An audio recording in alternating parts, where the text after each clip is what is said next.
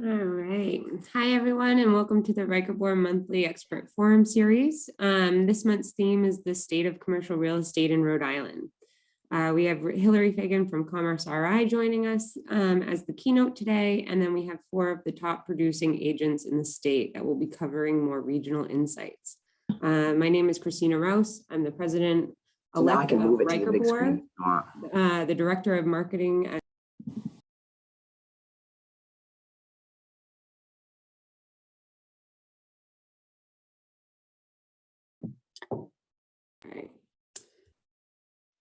All right, everybody, welcome.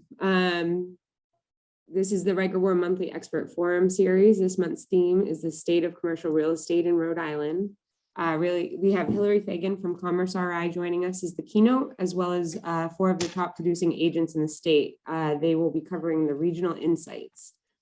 My name is Christina Rouse. I'm the president-elect of Riker Board. I'm the director of marketing over at Sweeney Real Estate and Appraisal, and I'll be your moderator this evening. We'd first like to thank our sponsors, Cornerstone Commercial Capital, Venus Title and Escrow, Mo's Moving, Sage Environmental, Sarah, Ryan and Thayer, and Alpha Electrical Contractors for their support. Just a couple of Zoom housekeeping items that I'm sure everybody's aware of at this point. Please keep your microphones on mute. We will be taking questions in the chat, and we'll do our best to either address them during the presentation or at the end of the presentation. So without further ado, it's my pleasure to introduce Hilary Fagan, who is recently named the president and CEO of the Rhode Island Commerce Corporation. Prior to this role, Hilary served as the executive vice president of business development, where she developed and executed business development strategies for the state across targeted sectors for business growth. Prior to joining the corporation, Hilary worked in a variety of roles in the financial and sales industry. She was the director in the corporate client group at the NASDAQ stock market and research sales associate at Morgan Stanley. And most recently, she served as the director of the administration at Lincoln School. Hilary, thank you so much for joining us today. We're really excited to hear from you. Thanks, Christina. Thanks so much for having me. I'm in day 3 of my new job. So it's been great. It's exciting. And there's the good news for everybody on the line, and there is a lot going on in Rhode Island. So I thought, I'd share 11 slides. And some of the slides are about economic data. I had my analysts reach out to a variety of sources. Data can tell any story you want it to make, but these were some interesting stats I thought that could start the conversation. And then there are a couple of slides in here about programs they're running. We are currently running, which I think will be of interest to you. So let's go to the next slide. Good news is that Moody's has a back to normal index. They're measuring how states do throughout the COVID pandemic and getting back to normal. And we, Rhode Island, we're the #1 state in the Northeast. So we're doing really well in the back to normal index.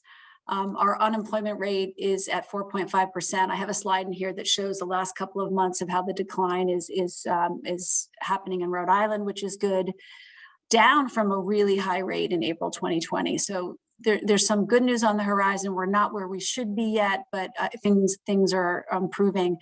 One of the reasons we think why we're doing so well in the back to normal index is it's important to remember that Rhode Island during the pandemic did not shut down construction or manufacturing. We made a very thoughtful case to keep that open and to try to be as careful as possible. And I think that helped get projects done and kept the cadence going. So I thought that was interesting. Next slide we can go to. What other trends are we seeing? We had the 10th highest net migration in the country in 2021.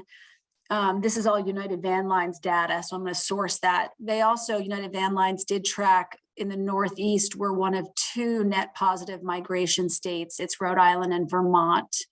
So it's sort of interesting to see some of the data that's coming out of United Van Lines. 19.2% of those people migrating in were under the age of 34. And I also thought that was interesting because we do in this country, and especially in this state, have an aging population. So that was interesting. We do have the second highest density of college students in the US in 2021. This will come as no surprise to you all because you're boots on the ground, you know what's happening, but it does seem to be that, oh, well, I just lost the slide. Go back to that slide if you could. The northern cities are growing faster. Thank you. So that was interesting. And this last slide, at the end of this, I'd love to hear your thoughts. We tried to find sources. We've heard different sources and who knows what's true, but is it true that you're seeing a huge bump up in out-of-state buyers for residential real estate? We've seen 2 or 3 different stats that this is actually a big increase. It's not super surprising, but we thought that was interesting to share. Next slide, please.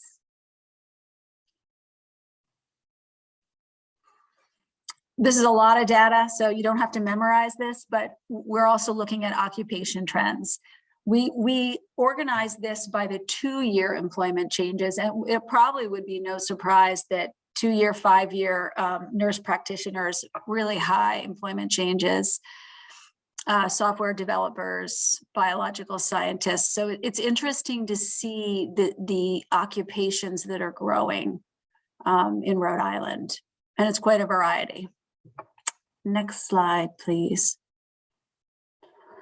And also in education trends. So again, programs and occupations for Rhode Island, degrees awarded in 2020, biggest percent change through 2015 and 2020 is computer science, and then followed by chemical engineering, and you can read down the line. Sometimes it's hard to keep these graduates. Rhode Island gets a little bit of a knock about do young people stay? I think more and more we're seeing that with remote work, we can capture some of these young folks staying in the state. The quality of life is so good, but it will track this throughout the, hopefully as the years go on post-pandemic, and see how these trends actually, if they stay. And by the way, all of this data, we have a database called Chamora, which tracks BLS data, Bureau of Labor Statistics, as well as some of this job data. And we can help if you have any questions, we can help pull some data for you if helpful. Next slide, please. And this is what I referred to earlier, just some months of unemployment declines. And this is really important. We track this very closely and hope that this continues to decline. It's a hot job market. There's a lot of people looking for talent, and our educational programs are trying to meet that need. We do know that biomanufacturing is going to be a big in-demand job market in this region as well. So that these numbers are important to track. Next slide, please. Okay, next slide after that too. Now that was some of the raw data. So here are some of the programs that are going on, and just keep this in the back of your mind as you're doing business in the state. We do have some tools that can help. We do have a small business grant program running now, and that is really to help very small businesses impacted by the COVID pandemic.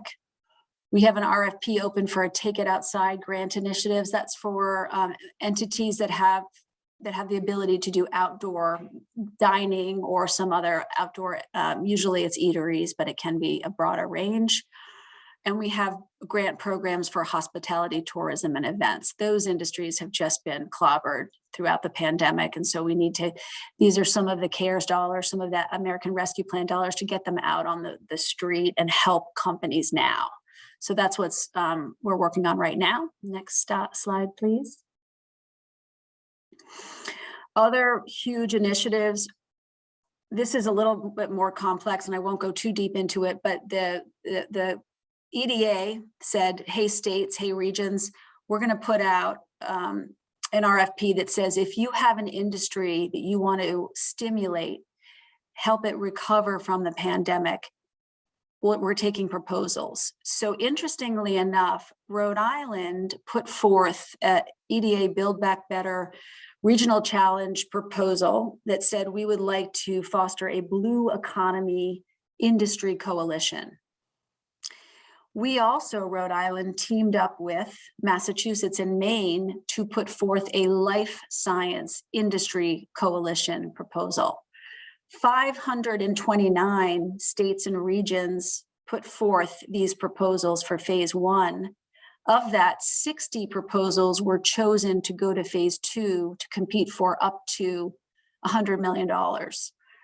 And both of these proposals were tapped to go to phase 2. So right now, like, no one's getting any sleep. We are working very hard to propose what we would do as a region, as a state, around the blue economy.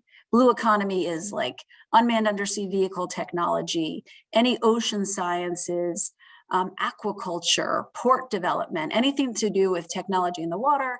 And then in life science, the focus is a lot around biomanufacturing and bioinnovation. So we're putting forth these two. The proposals are due on March 15th. Why is this important to you? This seems sort of out of left field. It's important because if we are tapped, it can drive business, it can drive industrial and commercial real estate, and it absolutely can drive residential real estate as well. So these things we're working toward, it's highly competitive. Of the 60 proposals that were tapped, 20 to 30 will get funded. So we still don't know, but just know it's happening. Really thoughtful proposals, and happy to take questions at the end of all this if anyone has any on these grants. Next slide, please. You might be aware that an RFP went out for a new health lab. Rhode Island has a health lab close to the State House, but it's, I want to say it was built in the 60s. I'm not quite sure if that's true, but 1960s, 1970s. Bottom line is it's very old. And so the CDC has given the State Health Lab a grant of $82 million to build a new facility. And so right now the RFP is out, people are responding. The interesting thing that's being done is with this RFP, the responders are required to submit additional spec lab development. So additional space for commercial life science lab work so that we have it ready. And the reason why this is exciting for someone like me is because we constantly talk to companies all over the Northeast and the country and actually the world who say, we're looking for lab space. What do you have in Rhode Island? We'd like to set up shop and we need this kind of wet lab facility. In Rhode Island, we just don't have any available. So with this, it will unlock quite a bit, we hope, of economic development, new companies coming in, local companies growing and scaling into the space. So it's really exciting, and more to come on that. Next slide, please.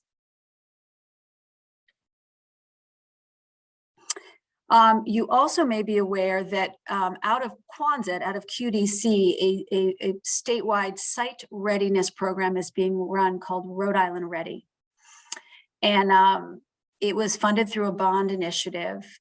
And basically, if you have an industrial site, this is only for industrial sites, and there are certain requirements on size and acreage. But if you are looking for help in developing land that's zoned industrial, or you need renovation of an existing building, if it's over a certain square footage, you can apply into this program. It just opened. It's an incredible program because they offer technical support in addition to an application into capital investment. So if you need help with infrastructure investment into the site, or a soil remediation or engineering work, there's a team over at Quonset who does an incredible job with all of that. So if you're working with any industrial projects looking to build, I highly recommend it. I can help make the connection, or you certainly can, there's a website, riready.org, and check it out. I will say, and folks on this call can correct me if I'm wrong, the last time that I looked at the vacancy rate for industrial facilities in the state, it was something like 1.8%. So we really need development in industrial in Rhode Island. Next slide, please.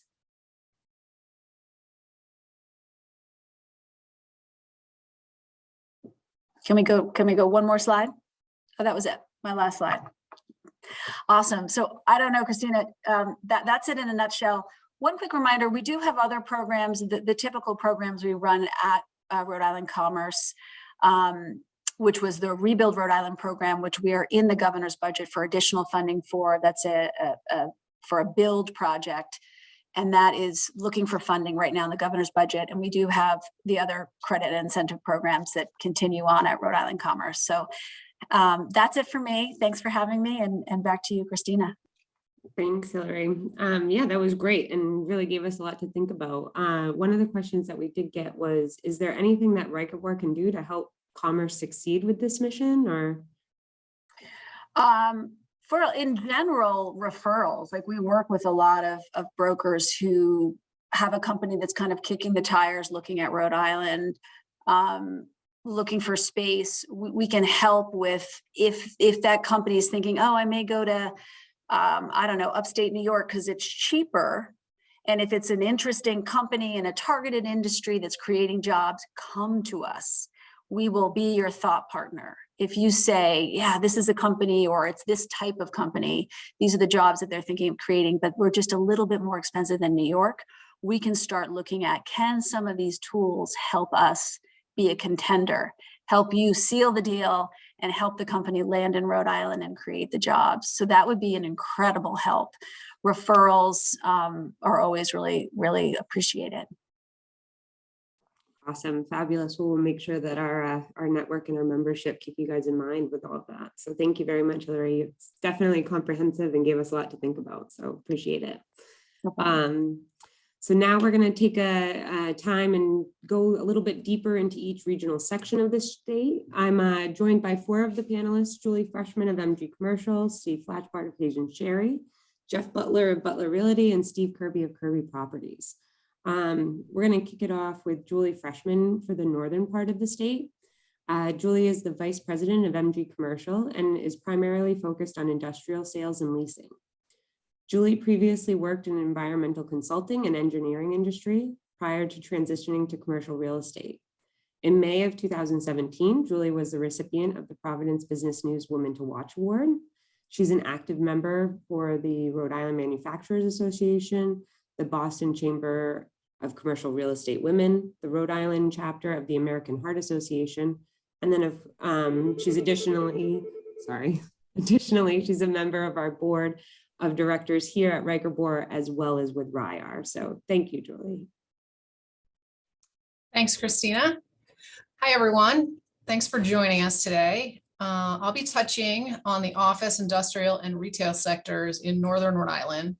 Demand in this part of the state has historically been from CVS and its various suppliers, which has leveled off, but there is continued demand from other local, regional, and national companies due to northern Rhode Island's proximity to Providence, Worcester, and Boston, which make it an ideal location for businesses serving these areas. Due to low inventory, we are seeing an increase in off-market deals, especially for industrial assets and land, which is expected to continue at least through 2002. We're currently working on a few of these types of deals in the northern part of the state. You can flip to the next slide. The northern Rhode Island office market is stable with low inventory to continue through 2002. Throughout the pandemic, the northern suburban office market saw employees coming back to the office relatively quickly compared to downtown Providence.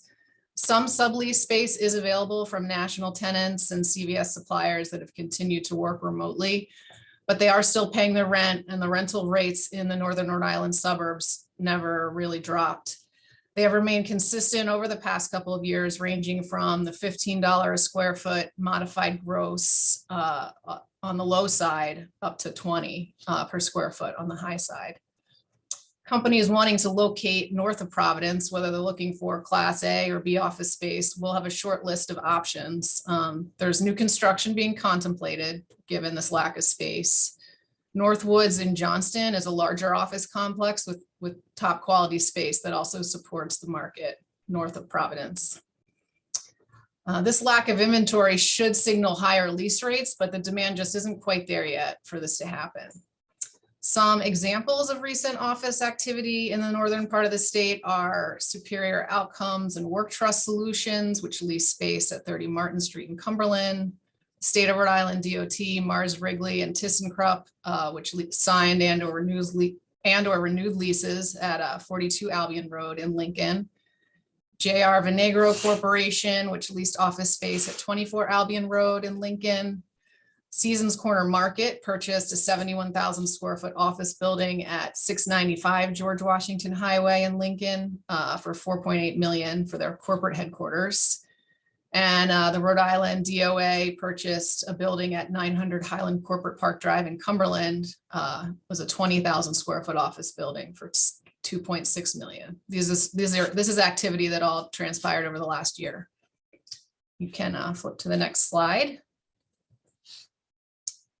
The Northern Rhode Island industrial market, as Hilary alluded to, has continued to exhibit historically low vacancy rates in the 1% to 2% range for modern industrial buildings.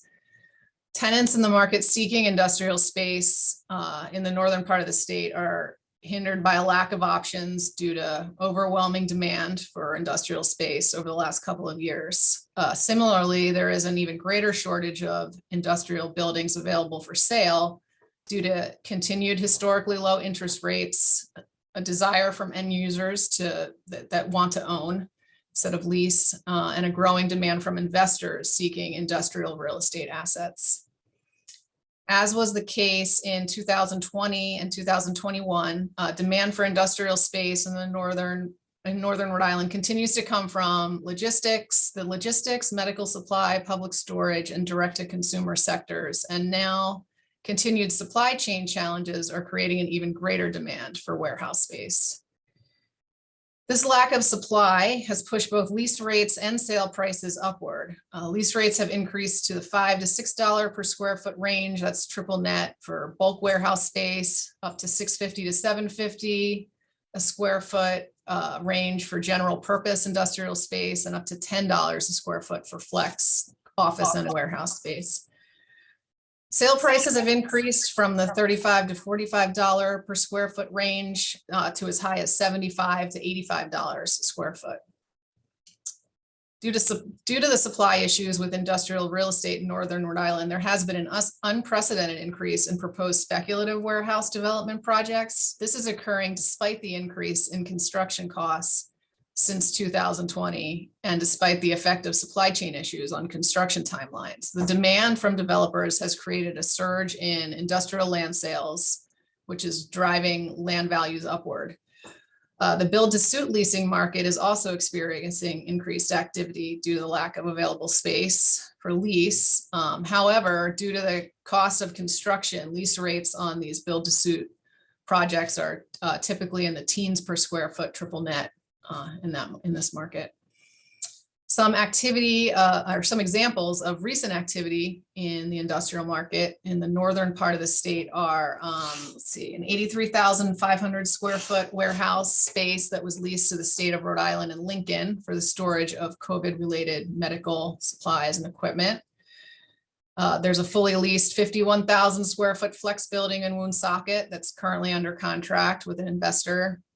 There's a 90-acre parcel of land in Smithfield that's under contract with a developer that has plans to construct a 1 million square foot warehouse facility, along with a separate 100,000 square foot facility. A door manufacturer needing overflow space expanded into 45,000 square foot of space for storage in Cumberland, and a 200+ acre parcel of land at I-295 and Route 6 in Johnston sold for $13 million to Amazon for a 400 million square foot proposed warehouse facility. I'm sure everyone's heard about this point. Can switch to the next slide.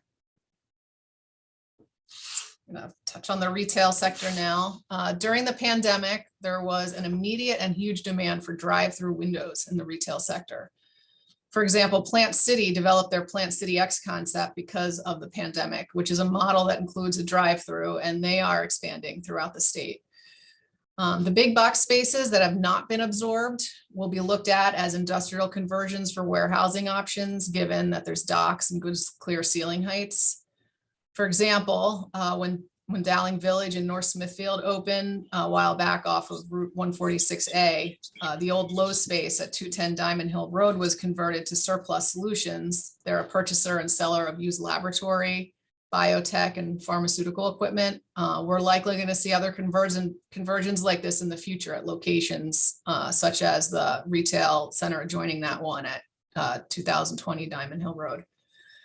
The retail inventory in Northern Rhode Island is on the low side, and lease rates have remained relatively flat. Rates vary greatly by location, ranging from $12 a square foot to $20 triple net for inline and end cap locations. For freestanding buildings with drive-throughs and spaces in the Lincoln Mall and Smithfield Commons, the lease rates are higher at around $30 per square foot triple net.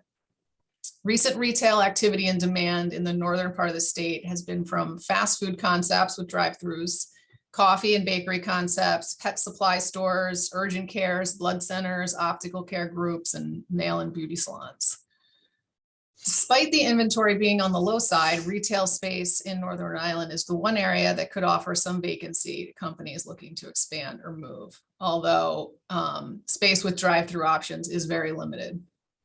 Landlords have been able to attract strong tenants, but they've had to be more aggressive with their tenant improvement allowances. Some examples of recent activity in Northern Rhode Island in the retail market include Panera and Chipotle off of Route 44 in Smithfield that are relocating about a quarter mile away to spaces with drive-throughs at the former Benny's property in Smithfield, which was purchased by Carpianato on Waterman Ave. Rumford Pet Express secured a 10-year lease at the Cumberland Plaza on Mendon Road. Golf X, which is an indoor golf simulation center, lease space at the Lincoln Mall. Camp Bow Wow, a dog daycare and boarding center, will be constructed on a 7-acre parcel of land that recently sold on Thurbers Boulevard in Smithfield. And a mixed-use retail and office complex on Diamond Hill Road in Woonsocket sold to an investor last year for $3.495 million. So in summary, the Northern Rhode Island commercial real estate market has remained solid with high demand and low inventory to continue into the foreseeable future. Vacancy rates will remain low, and we'll see an increase in land sales and new construction, especially in the industrial sector. So that's it, and I'm happy to answer any questions as they come up. Thanks, Julie. And just remember, everybody, that you can throw your questions in the chat at any point and we'll get to them for sure. So there's definitely a lot going on in Northern Rhode Island, so appreciate your insight, Julie. Thank you for that. We're going to move over to Providence and East Providence markets with Steve Flashbart. Steve joined Cushman and Wakefield Hayes and Sherry in 2018. He specializes in the office, medical, and industrial divisions, serving clients' needs both in leasing and sales capacity. Prior to joining Hayes and Sherry, Steve spent 14 years at JLL working in the suburban Chicago office market. Steve is an active board member for Ricobor and currently lives in Warwick with his wife and 3 sons. So Steve, we'll flip it over to you whenever you're ready. Thanks, Christina. Hello, everyone. I'm Steve Flashbart with Hayes and Sherry, and I'm going to talk about the greater Providence area, specifically Providence and East Providence. Living with uncertainty has become a new normal for all of us. And while consumers and companies have started to see the light of a post-pandemic world, they continue to deal with supply shocks, high inflation, and now even more global economic uncertainty due to the Russia-Ukraine war. This hasn't stopped several commercial real estate sectors from remaining strong, and Providence is no exception. There is plenty of capital on the sidelines looking to get into commercial real estate, which feels like a relatively safe investment to other asset classes. It provides a hedge against inflation concerns and has been fueled by cheap money via low interest rates. Key market segments remain strong, especially healthcare, multifamily, and industrial. Investors are not shying away from any of these asset classes. On my first slide, I've included recent sales which show investor confidence. Evergreen Medical Properties and Bain Capital acquired a 15-building multi-market medical portfolio totaling around 570,000 square feet for $150 million. $120 million of that purchase was an investment in Rhode Island. Showing the strength of the multifamily market, the Foundry sold off the Promenade Apartments for roughly $105 million. Brown University paid around $75 million for the newly constructed 174-unit River House apartment complex on the Providence River near Point and Eddy Streets. Avalon Bay sold 50 Park Row adjacent to the Providence train station to Hines for about $75 million. And the demand just isn't in the CBD or the downtown area, which is highlighted by Rising Sun Mills' most recent $27 million sale for 135 loft apartments in Olneyville, which happened about 30 days ago. As single-family home sales continue to race higher, these examples display institutional investor confidence in urban living as the pandemic winds down. East Providence has been impacted by the hot industrial market, with properties selling quickly and at strong numbers. The $8.3 million sale of the 330,000 square foot Phillipsdale Landing highlights this trend and was sold by Julie Freshman, our panelist who just spoke to you. Julie sold that property in 4 months, start to finish. So great job, Julie. Zoll Medical, who specializes in emergency medical equipment, went off market to buy the 117,000 square foot building at 200 Narragansett Park Drive for over $18 million or $155 per square foot. Their long-term plan is to use the site for manufacturing medical products, showing a nice combination of two of the hot market sectors, warehouse and medical. And there are plenty of smaller examples as well. Jack, go to my next slide, please. Considering everything in the macro economy, new development has also been impressive.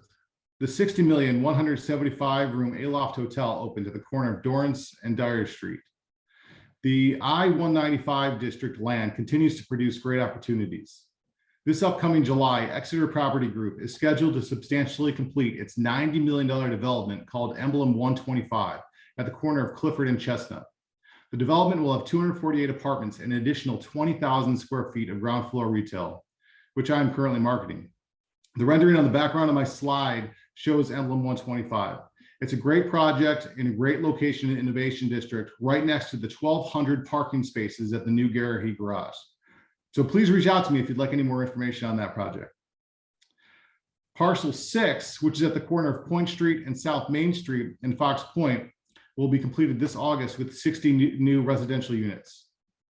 New projects are also slated to start soon, highlighted by Penrose building 130 residential units on Parcel 9 in Fox Point toward the end of this year, and the very recent selection of Urbanica beating out the competition for Parcel 2.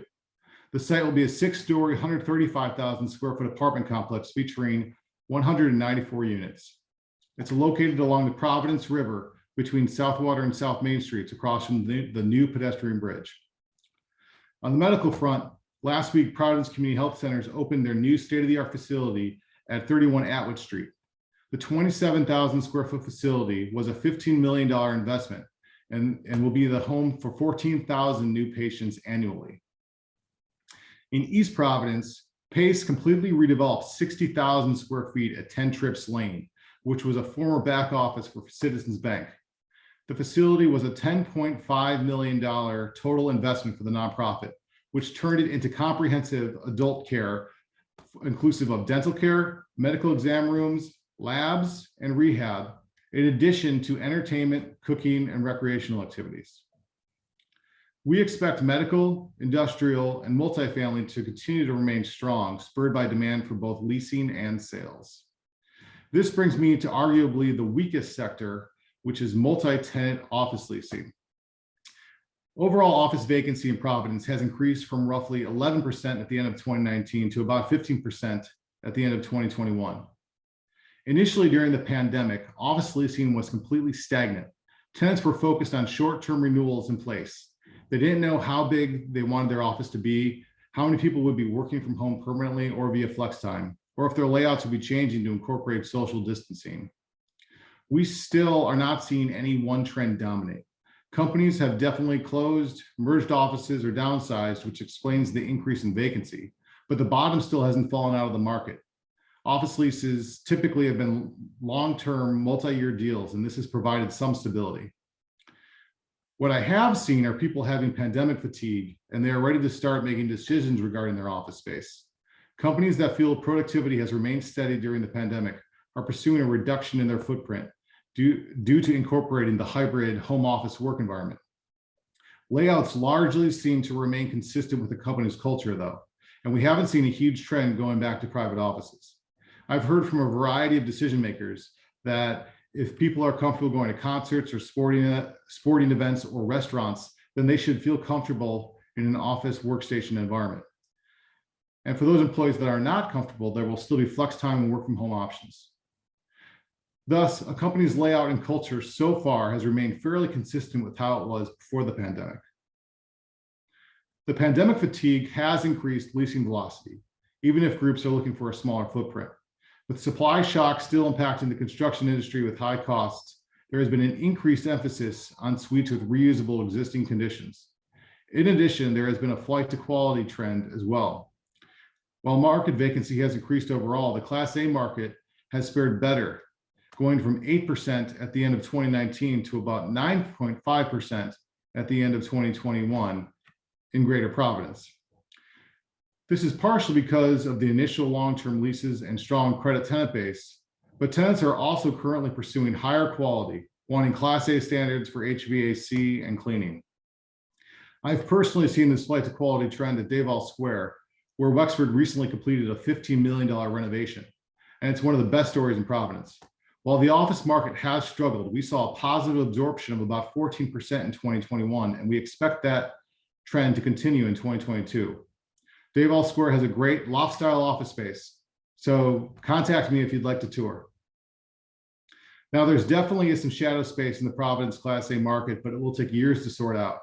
We don't expect the vacancy rate or flight to quality trend to change much in 2022. Another factor that will continue to impact vacancy in a positive way is the reduction of supply through conversions of office buildings to multifamily. This trend has been steady for several years, and there's no reason to believe that it won't continue. In East Providence, it has had a similar increase in vacancy from about 8% at the end of 2019 to roughly 12% at the end of 2021. While there is more space available, the impact on suburban markets have been mitigated by a more local tenant base and plenty of free parking. One other factor worth noting is that we haven't seen sublease space having a significant impact. Providence only has an office sublease availability rate of 0.6%, and it's really been hovering around there for the last year or two. With significant macro and global economic factors such as inflation, supply shock, war, and pandemic fatigue, it will be interesting to monitor how Providence commercial real estate continues to be impacted. Thus far, investors of all types have remained interested. With that, Christina, back to you. Thanks, Steve. Certainly a couple of challenges ahead, but everything kind of starts looking a little bit positive as things start going along. So appreciate your insight. We're going to switch over to Jeff Butler. He's going to be covering more further south with Kent and South County. Jeff Butler is the principal broker of Butler Realty Group with offices in Warwick and West Greenwich. Butler Realty Group consists of 7 agents doing residential and commercial sales and leasing. Since becoming licensed in 1977, Jeff has served as the past president of Riker Bohr, Realtor of the Year, several positions within the Riker Bohr community, MLS, and the Rhode Island Association of Realtors. He and his lovely wife, Sally, now reside in Warwick. They have 7 grandchildren, and they enjoy boating, camping, biking, and motorcycle rides. Kick it over to you, Jeff, whenever you're ready.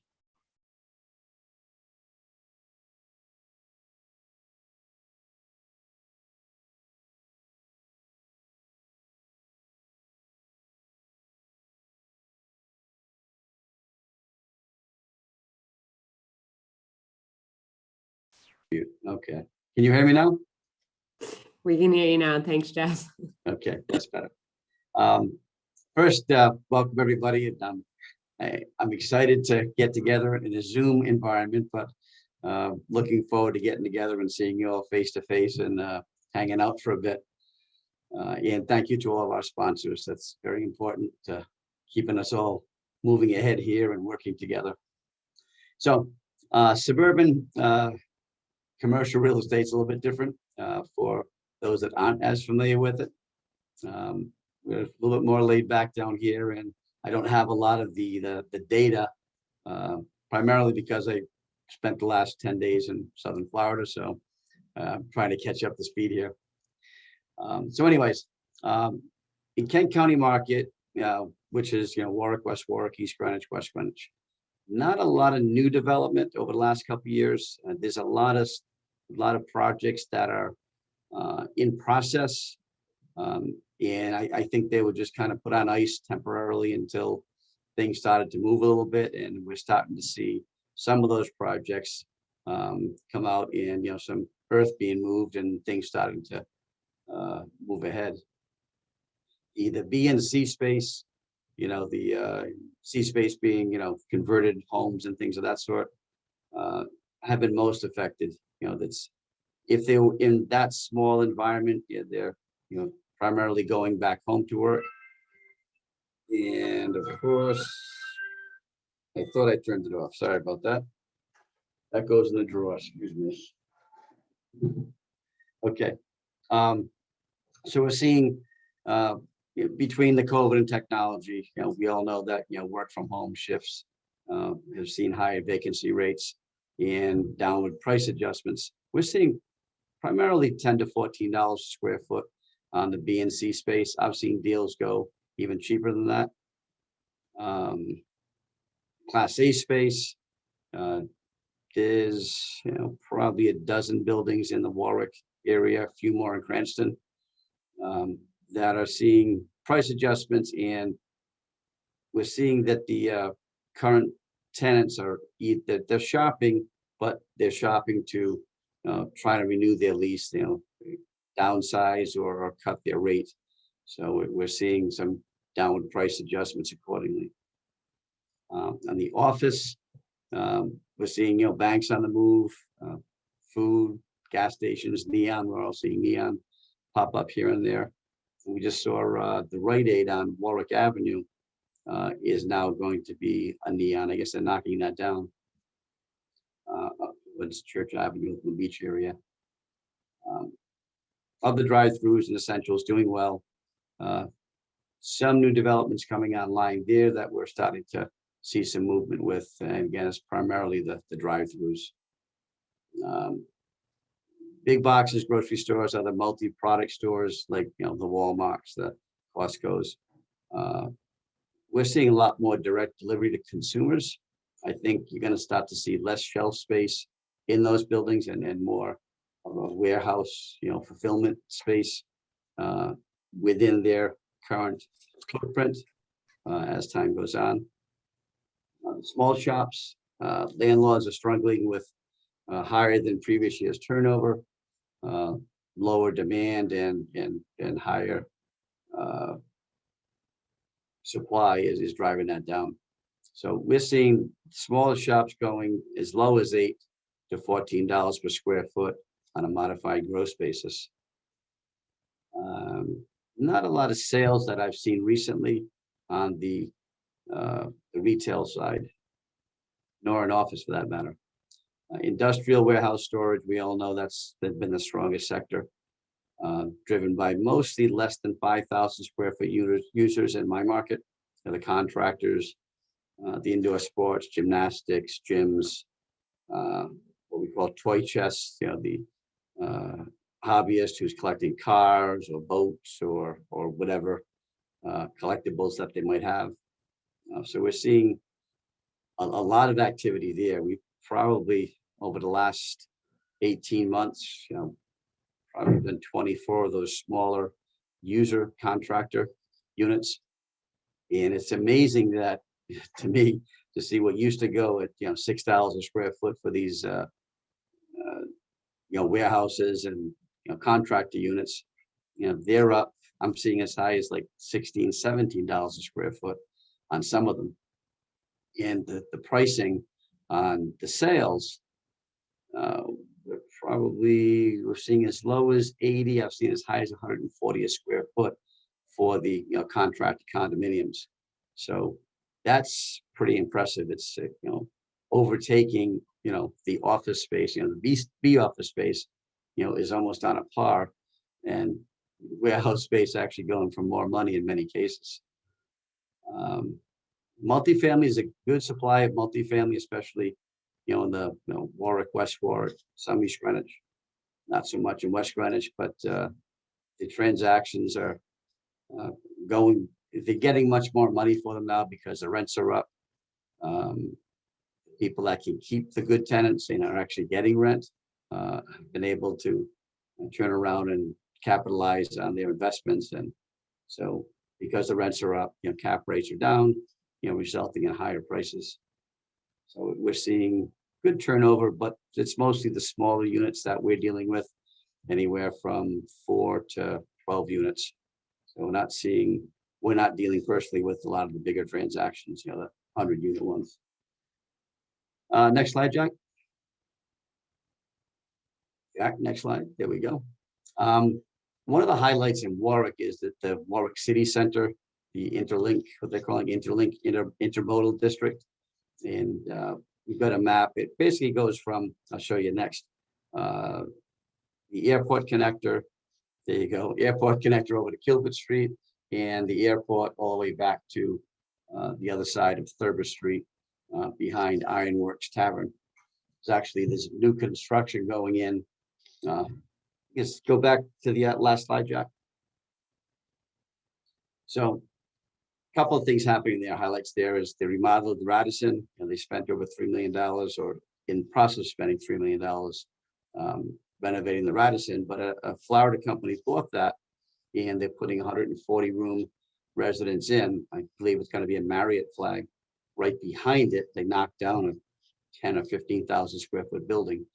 So that, I think, is going to be a driver for, the long anticipated, city center. I think it's going to, the wave is going to tend to go from that side, with the airport connector. There's also another 6.5 acre piece that's in agreements. I think you're going to start to see some good activity there. There's a 75 unit condominium. I think they're 1 and 2 unit buildings being built in back off Kilbert Street before you go into Metro Center. That's Revens and Lamoureux building those. There's already probably a dozen buildings up, and they seem to have good sales, good sales activity there. Within that sector, of course, is the new Hyatt Hotel. I believe D'Ambra developed that. That came out really nice, and I think vacancy rates are pretty low there because it's one of the nicer hotels around. Several new airline contracts contracts have come into the airport. I think that's driving a lot more activity there. Train station is busy. We're always seeing buses in and out of there, so it's a hub of a lot of activity now. There's 2 new restaurants, bar restaurants that have opened up. Actually 3. One on the corner of Kilbert and Jefferson has the 2 there, and there's one that's on the other side of Kilbert off Post Road. They're going to do kind of a beer garden thing there. So what the city is trying to see there is just foot traffic, shopping, and taking advantage of all the hotel rooms in the area, and the rail station and the airport. So an exciting highlight within Warwick. It's their city center, their main street that they're trying to develop. They've really had a main street. On to the next slide. Jack. There we go. I was also asked to talk about South County, Washington County, North and South Kingstown, and a lot of it mimics Warwick, the Kent County area. Not a lot of new development on the office scene. What is developed or redeveloping is primarily Route 2, Route 102, and Quonset Point, Davisville. Again, Class B and C space is getting hit the worst. Downward price adjustments there. They're a little bit higher than Kent County just because of supply and demand, running $12 to $16 a foot. Not much Class A space in that area. There's a few on Route 2 and down near Scrabbletown Road that have some vacancies, but there's not a lot of vacancy in that market right now. It's a smaller market, and I think just the drives of people that want to be in South County, keeping up the prices a little bit higher than Warwick or Cranston for the same type of space. Retail, pretty much the same thing. Banks, food, gas stations, other drive-throughs are doing essentially well. And there's new developments coming online down 102 where Oatley's was. That's a huge new development. It's going to be similar to Reynolds Farm, having a mix of retail, office, and residential, a lot of residential in there. I don't see much big box growth down there, and the way that zoning is in both North and South Kingston, I don't think we're likely to see it. One of the, I think, nicer developments is going to be up near the tower. We sold a 100-acre piece to a group that's going to do a vineyard and winery next to the car lot, so that should be interesting. Small shops, landlords struggling with higher prices than previous and years turnover. But again, it's a smaller market, and I think there's a higher supply, so that's keeping a little bit higher than Kent County, the retail as well as the office. We're seeing there's a few new projects coming online in that North Kingstown area, actually one in South Kingston as well. So we're hoping to see some more of the smaller contractor units, anywhere from 1,000 to 5,000 square feet. And for the areas that have approval for medical marijuana, that's like there's one on Dry Bridge. We saw 1,200 square foot renting for $1,700 a month, which is crazy. They were getting half that before medical marijuana was approved a few years back. And one of the units within that same development was what I spoke about earlier. That 1,200 square foot unit went for $170,000 on a sale. So pretty high numbers when they can grow pot there, but otherwise they're stabilizing right around $12 a square foot. Multifamily, again, it's a supply and demand issue. There's not a lot down there, so the rents are up, cap rates are down, resulting in higher prices there. On to the next, Jack.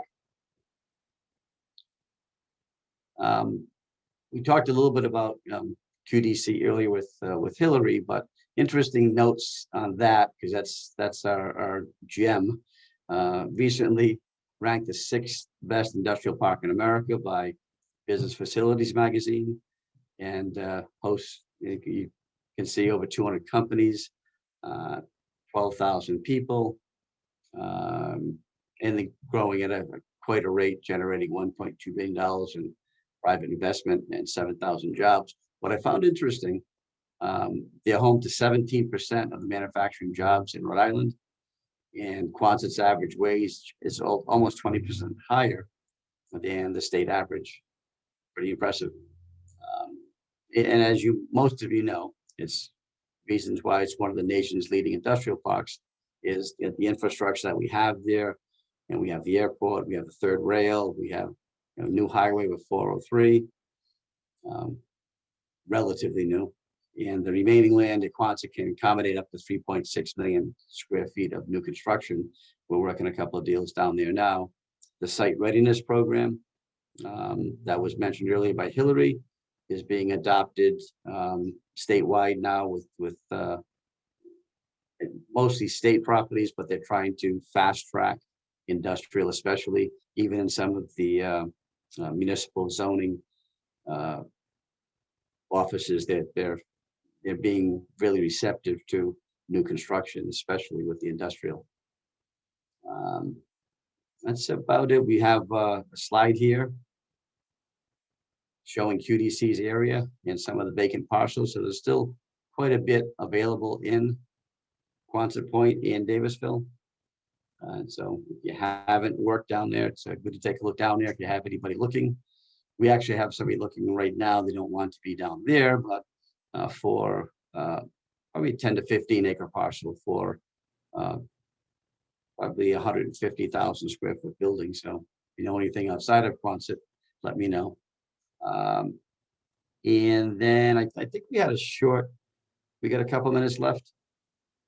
Want to talk about East Coast Commercial Property Network, ECCPN, which is owned by Rickabour, managed by Rickabour.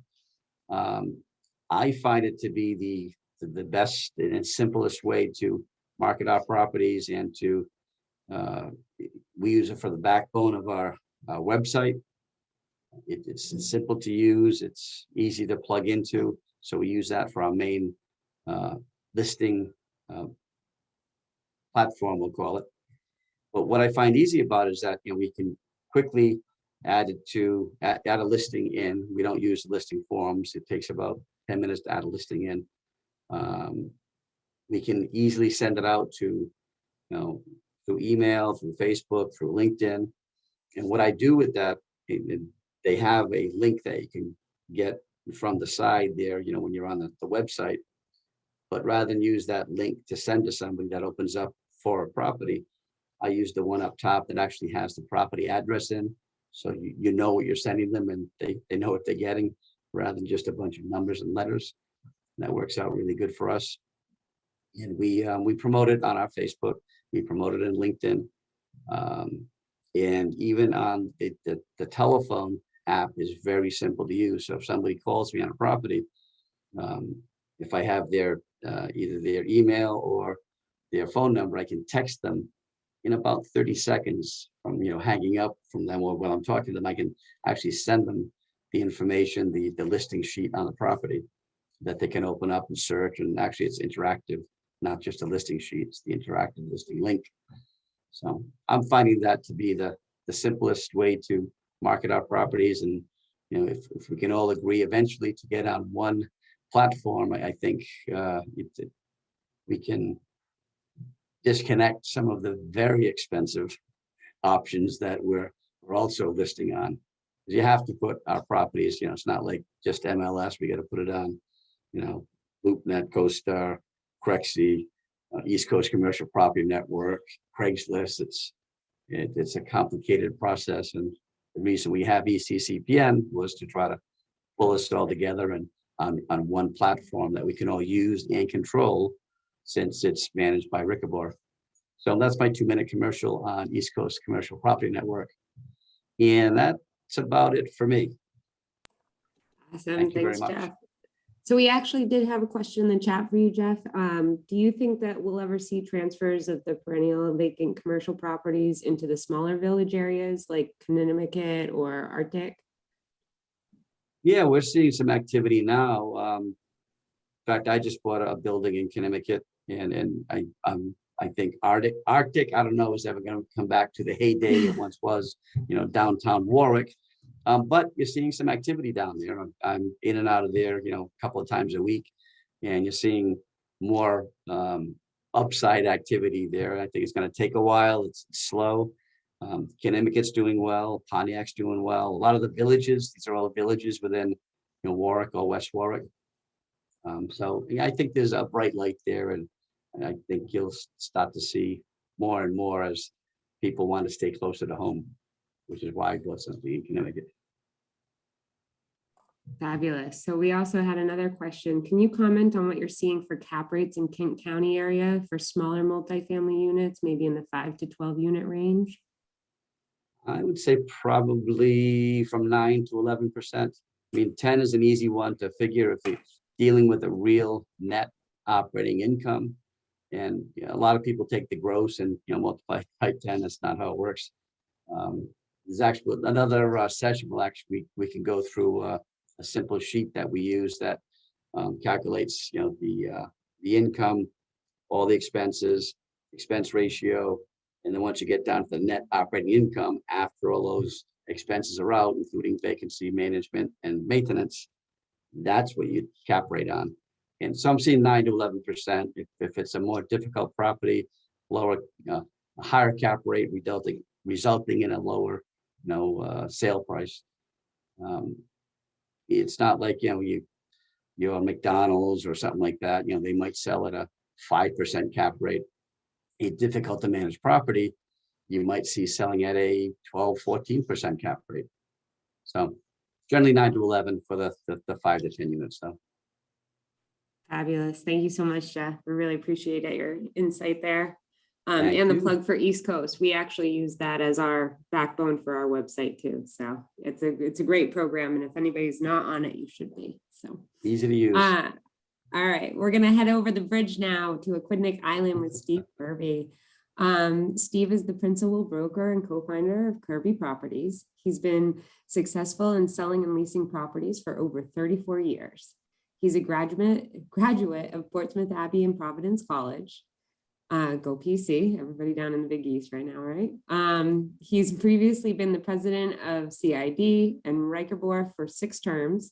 He's been named Realtor of the Year 3 different times and continues to serve on all the boards. Steve also sits on the Government Affairs Committee of Newport County Chamber of Commerce, and in his off time, you can find him on the local rugby field or riding his bike. So Steve, kick it over to you whenever you're ready.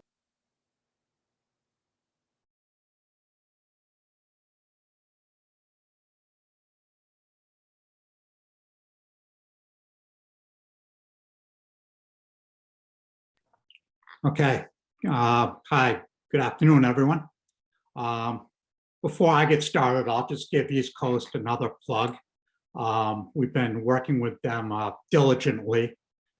Catalyst was just bought out by Moody's, which is probably the preeminent research data type organization. They've got new versions coming out in the next 60 days, and we'll be testing them over the next 30. So be on the lookout for a dramatically improved process. I'm interested in the data and the marketing part of it. So we've got great hopes of a vastly improved product. So that being said, I'll jump into an overview of Newport County at this point. I'm lucky enough to have a great team that works with me. My business partner, Sharon Harrington, and then I'm blessed to work with my 2 daughters, Molly and Rory Kirby. Brag a little bit and also tell you what kind of great activity we saw in 2021. In that year alone, Molly and Rory did 118 commercial leases, which is pretty impressive. And I think this year is going to be a little slower, but it's just be a little calmer as well. Jack, next slide, please. First, jump into the office market. The Newport County small office world is busier than ever. There's a dramatic shortage of small space now. Most tenants, whether they're work from home, small entrepreneurs, or whatever, are preferring the closed door environments that we have versus the collaborative think tank type spaces. Also, with the explosion of the residential market, more and more people who are moving here are finding that they can rent a small office, get out of the house, and still conduct business literally around the world. It's been mostly entrepreneurial and local, and much less corporate. On the bigger office part of it, the corporate world is still a little slow because they haven't figured out that it's time to go back to work. What's kind of interesting is we rely heavily on the military and a lot of military-based contractors.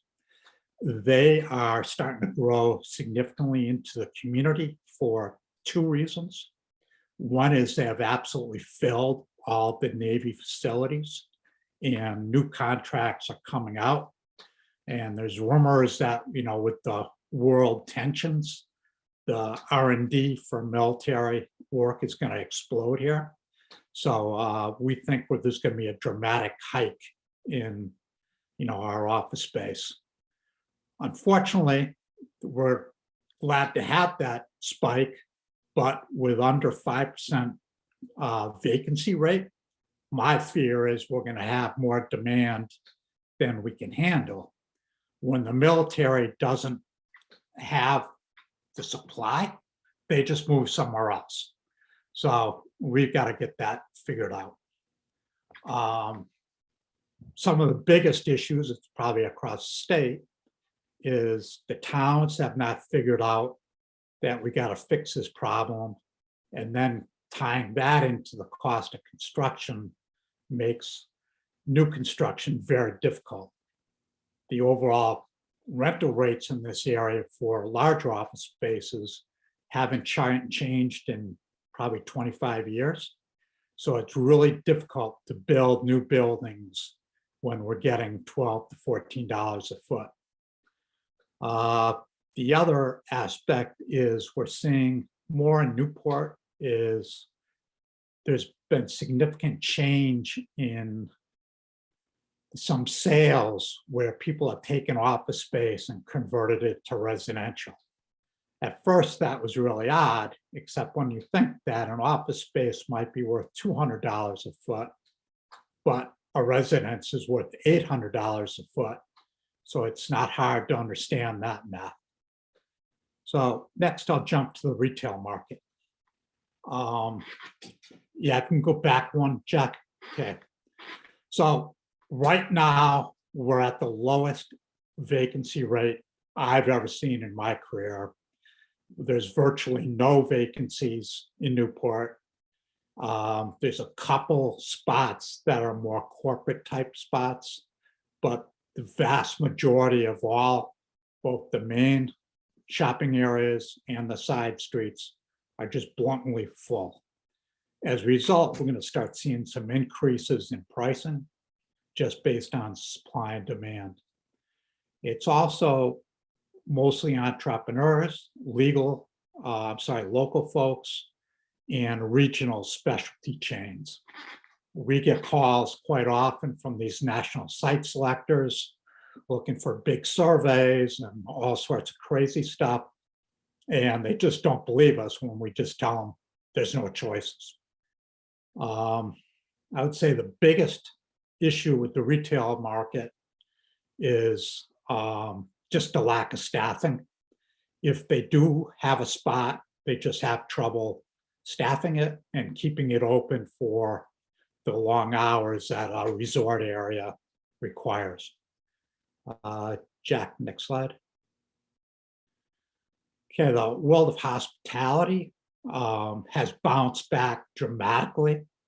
Last year when I talked about this, I was talking about the COVID restrictions and governmental standards on, only using half your space and things like that. This year, essentially records were set, and the vast majority of the issues what we had where just couldn't get any staff. So it wasn't COVID in 2021, it was staffing. That was kind of twofold. One is because of the COVID restriction, there was no visas granted to foreign workers to come in, which Newport has always relied on. And then the other issue is because the residential market is exploding, there's very little, kind of hate this term, but workforce housing. So the combination of those two put both restaurants and retailers at a significant disadvantage. The hotel industry is doing well during the season and is weather dependent on weekends. They're setting records, again, hampered by staffing.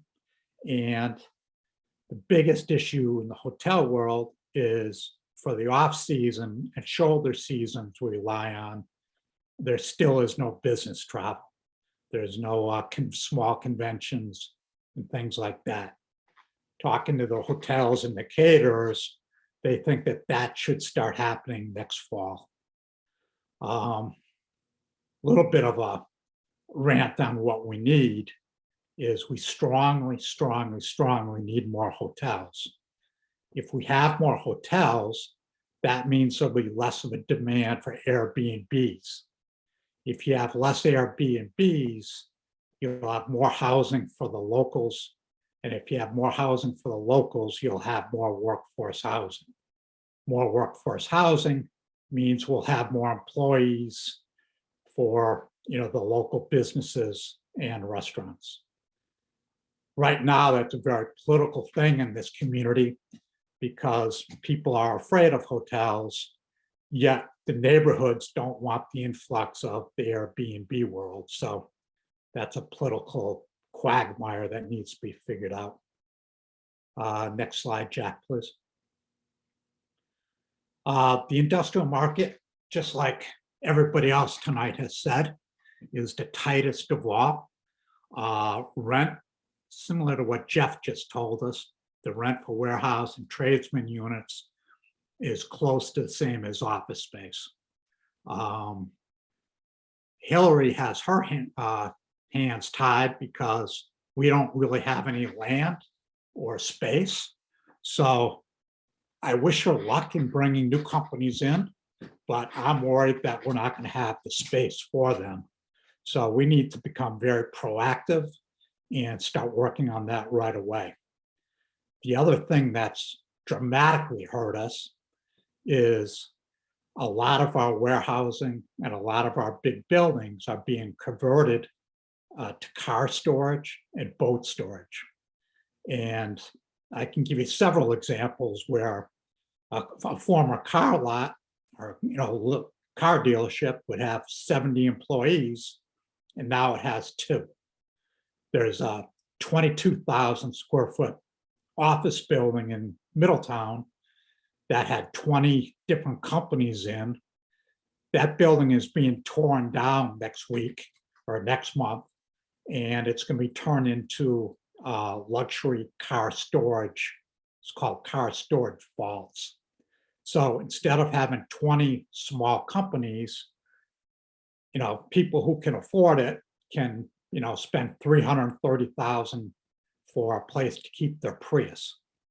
The other aspect is the lack of land and the municipal standards for development just haven't kept up with what we need. Next slide, Jack. The investment market really isn't, there is not an investment market here. Most of it is owner occupied, or it's coming off of people trying to resolve 1031 exchanges. So most of it turn out to be personal use or development conversion type opportunities. We've run into significant changes because of these escalating values, and our friends in the appraiser world are having trouble keeping up with our optimism. What has saved us, and we're a big proponent of the SBA 504 plan, and we've been very, very successful in putting deals together with especially the guys at Ocean State Business Development. That's pretty much it for my comments. Wonderful. It's great to see the different changes between the different markets, just even in such a small state. So thank you, Steve, for that insight. Like I said, you guys, if you have any questions, we got a couple of minutes here for the panelists to answer them. But if not, thank you all for joining this evening for our expert forum series. I want to take this time to give a big round of applause to our keynote speaker, Hilary Fagan, and our panelists, Julie, Steve, Jeff, and Steve, for all of their insight. They really did a fabulous job, and we really appreciate them sharing all of their knowledge with us and with our members. We do have another forum coming up on April 13th, which will be in person. Exciting. So keep an eye out on your emails for that invitation. I also want to thank again our sponsors, Cornerstone Capital, Commercial Capital, Venus Title and Escrow, Mo's Moving, Sage Environmental, Sarah Regan and Thayer, and Alpha Electrical Contractors. And finally, I want to thank you all for logging in today. If you have any additional questions, or if you'd like to become a member of the Rhode Island Commercial and Appraisal Board of Realtors, please reach out to Jack Hudson, who's our executive director. His information is on the screen. And yeah, that's all we have for you this evening. So thank you so much, you guys. I hope everybody has a wonderful night, and thank you again. Bye-bye.